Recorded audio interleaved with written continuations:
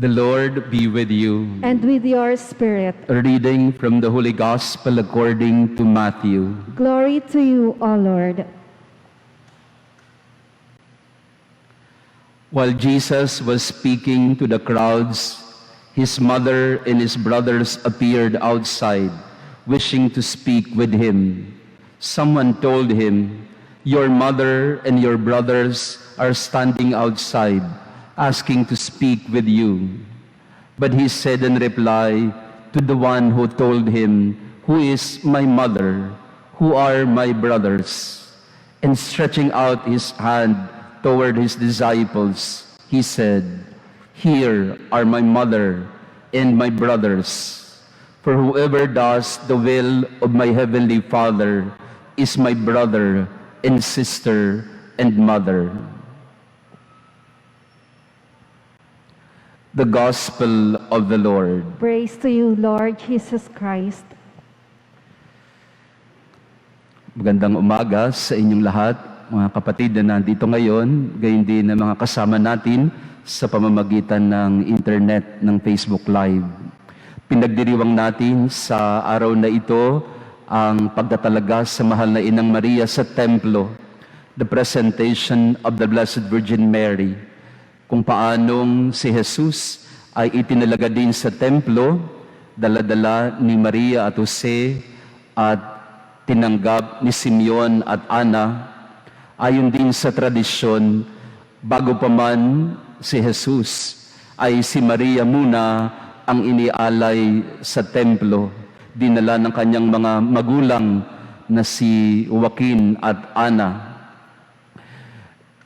Kung natatandaan ninyo nung mga nagdaang araw, laging nakaugnay sa templo ang ating mga ebanghelyo. Yung isang araw, papalapit si Jesus sa Jerusalem at siya'y tumangis nang makita niya ang lungsod ng Jerusalem at nakikinikinita niya ang pagkasira ng templo ng Jerusalem. Nung isang araw din, narinig natin nang si Jesus ay nagpaalis ng mga nangangalakal sa loob ng templo o sa may paligid ng templo at kanyang pinagsabihan ang mga tao na huwag niyong gawin na palengke ang tahanan ng aking Ama. Ngayon naman, nakaugnay din sa templo ang ating kapistahan. Ang mahal na Inang Maria ang dinala ng kanyang mga magulang sa templo upang italaga sa Diyos. Kaya napakahalaga ng templo sa mga Hudyo, sapagkat pinapalagay na narito ang Ark of the Covenant, nandoon ang Holy of Holies, nandoon ang presensya ng Diyos. Sa Ark of the Covenant, nakalagay ang mana na kanilang kinain sa disyerto. Nakalagay din doon ang tablet kung saan nakalagay ang 10 utos at nandun din ang tungkod ni Aaron. Kaya nga itong mga bagay na ito na nasa loob ng templo sa Ark of the Covenant ay paalala sa kanila ng pananahan ng Diyos. The Ark of the Covenant in the Holy of Holies in the temple was the eternal dwelling or the enduring presence of God in their midst. Kaya para sa mga Hudyo, mahalaga ang templo. Naroroon ang Diyos. Yun ang tahanan ng Diyos. At pati na nga si Jesus bilang tapat na Hudyo, kanyang binibigyan ang templo ng paggalang at kasagraduhan ng lugar. Pero nung si Maria ay itinalaga sa templo, pinapalagay na nagkaroon ng bagong Ark of the Covenant. Ito ang tinuturo sa atin ng kapistahang ito, that yes, in the temple, there was the Ark of the Covenant, housing the different mementos of the presence of God in the history of Israel. But when Mary was presented in the temple, She was the future ark of the covenant, sapagkat sa kanyang sinapupunan ay mananahan at magsasakatawang tao ang Diyos. Mary as the new ark of the covenant. This is the significance of our feast today, na ang kanyang puso, ang kanyang isip, ang kanyang tiyan, ang kanyang buong pagkatao ay tahanan ng Diyos. God will make a dwelling in her. And that is the call for every Christian, for every baptized Christian. When we were baptized, we became the temple of the Holy Spirit. We became children of God. We became disciples of Jesus. So every person can be considered as the new ark of the covenant. Sa atin nananahan ang Espiritu ng Diyos. Sa ating puso nananahan ang pag-ibig ng Ama. Sa ating isip, sa ating pagkatao, nananahan ang pag-ibig ng Diyos sa sangkatauhan. You and I, we are images of God, created in His image and likeness.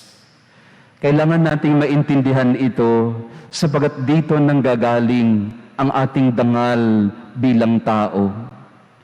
Na ang bawat tao ay larawan ng Diyos.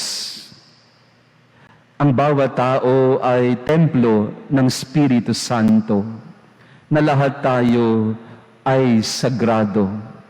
Every life is sacred. Kailangan ito'y maintindihan ng lahat sa ating panahon ngayon para doon din natin makita ang kahalagahan ng bawat isa.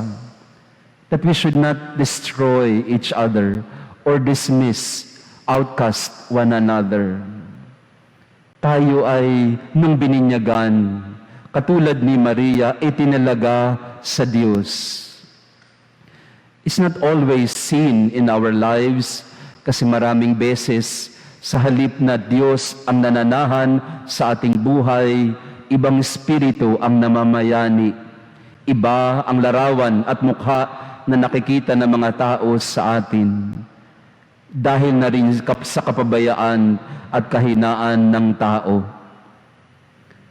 But in truth, we are temples of the Spirit. We were consecrated to this Spirit, to this love that God has given to us in Jesus, His Son. Kaya sa kapistahang ito ng mahal na Inang Maria, muli, katulad niya, italaga din natin ang ating mga sarili sa Diyos at makita din natin sa isa't isa ang pananahan ng Diyos. So walang tao na masasabi natin na kaaway o kaya ay dapat kamuhian o kaya ay walang pag-asa sapagkat ang bawat isa sa likod ng mga bagay na hindi natin nagugustuhan, sa loob ng kaibuturan ng ating puso na andoon ang Diyos. God is within us, within each one of us. Madaming beses natatakpan ito dahil sa masamang ugali ng mga tao. But if we can only peel off, unpack the real essence or the truth about this person, then we discover the indwelling presence of God. Mahirap gawin ito, pero ito yung hamon sa ating panahon na makita sa mukha ng iba ang mukha ng kapatid na anak ng Diyos, pinananahanan ng Espiritu ng pag-ibig ng Diyos. We are all loved and created by love, and each one of us are bearers of the image and likeness of God.